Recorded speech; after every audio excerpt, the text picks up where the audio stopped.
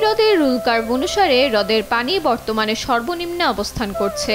পানি ও নাব্যতা সংকটে পণ্য পরিবহন সহ যাত্রীদের প্রচুর দুর্ভোগ পোহাতে হচ্ছে। এখানে অতিরিক্ত পলির কারণে সামান্য পানি কমে গেলেই দুর্গম অঞ্চলে চলাচলের সমস্যা দেখা দেয়। ইতিমধ্যে বন্ধ হয়ে গিয়েছে লঞ্চ চলাচল।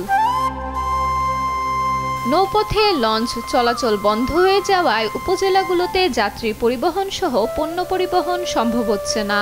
ছোট ছোট বোটে পথ পাড়ি দিতে গিয়েও দুর্ভোগ পোহাতে হচ্ছে।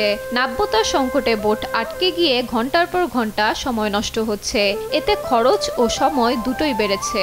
আমার হলো এটা হলো পানি শুকায় গেছে, ওটা লঞ্চ চলার ওটা ওটা নৌকা চলে নাই।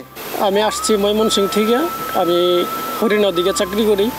ওদিকে রাস্তা যেহেতু রাস্তাঘাট নেই, নদীপথে চলাচল করতে হয়। এখন শুকনো মৌসুম, তাই চলাচল করা খুবই কষ্ট।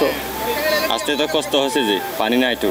এই যখন শুকে যাই, লঞ্চগুলো যখন বন্ধ হয়ে যায়, আমাদের বোটগুলো চলে ও জায়গায় বাইরে যায়, ওই সুবলঙ্গের নিচে জন নাই।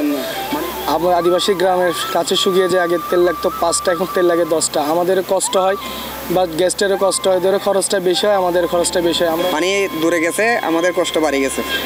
মনে করেন আগের মতো কাজ মাছ নাই। মনে করেন আগে তো যেরকম কাজ ছিল, এখন কাজ নাই। কমে যাওয়ার কারণে আর মনে করেন কষ্ট বাড়ে গিয়ে অভাব বাড়ে গিয়ে পরিশ্রমও বেশি করি, মাইনা নাই।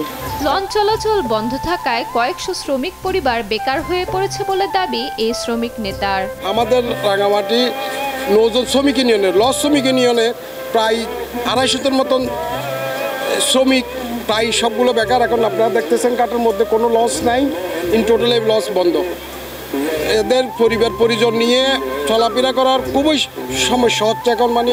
প্রত্যেক বছর এই শুকনো মৌসুমে আমাদের লঞ্চ শ্রমিকদের খুব দুর্ভোগ হয়। সংকট সমাধানে কাপ্তাই হ্রদ ড্রেজিং এর দাবি জানালেন লঞ্চ মালিক সমিতি।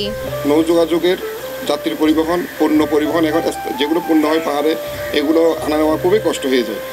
একটা লোককে আসা যাওয়া করতে যেখানে 2 ঘন্টা 3 ঘন্টা, এখানে হচ্ছে 7-8 ঘন্টা লেগে যায়। তো এখানে জীবনযাত্রার ব্যয়টা বেড়ে যায় এবং রুগী, অসুস্থ মানুষ আসা যাওয়া খুবই কষ্ট। হ্রদে ড্রেজিং এর জন্য মন্ত্রণালয়ে ডিপিপি প্রেরণের কথা জানিয়ে জেলা প্রশাসক বলেছেন বর্তমানে সেটি যাচাই বাছাই করা হচ্ছে। এই মৌসুমে প্রতি বছরই নাব্যতা সংকটের কারণে নৌ চলাচল ব্যাহত হয়। তো এই বছর পানি উন্নয়ন বোর্ড রাঙামাটি পার্বত্য জেলা তারা একটা ডিপিপি প্রণয়ন করেছেন। এই নৌ চলাচলটা অব্যাহত রাখার জন্য পুনঃখনন করা হবে এবং ড্রেজিং করা হবে। পাশাপাশি আরও যে সকল পয়েন্টে খনন করা প্রয়োজন নৌ চলাচল অব্যাহত রাখার জন্য, ওই সকল পয়েন্টগুলোতে যেন ড্রেজিং করা হয় বা খনন করা হয়, সেই জন্য ডিপিপিতে করা আছে, উল্লেখ করেছে। প্রায় 60 বছর আগে বাঁধ নির্মাণের ফলে কাপ্তাই হ্রদ সৃষ্টির পর প্রতি বছরই পলি জমে ভরাট হচ্ছে হ্রদের তলদেশ।